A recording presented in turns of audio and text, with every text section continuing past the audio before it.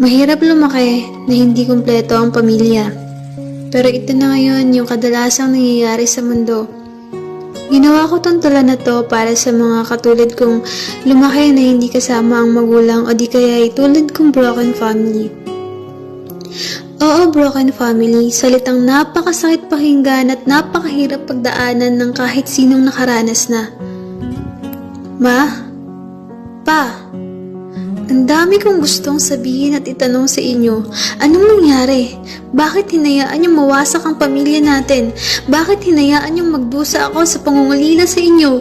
Hindi ko sinusumbat kasi alam kong wala akong karapatan. Pero naiinggit ako. Naiinggit ako sa mga nakikita ko na kasama ang kanilang magulang.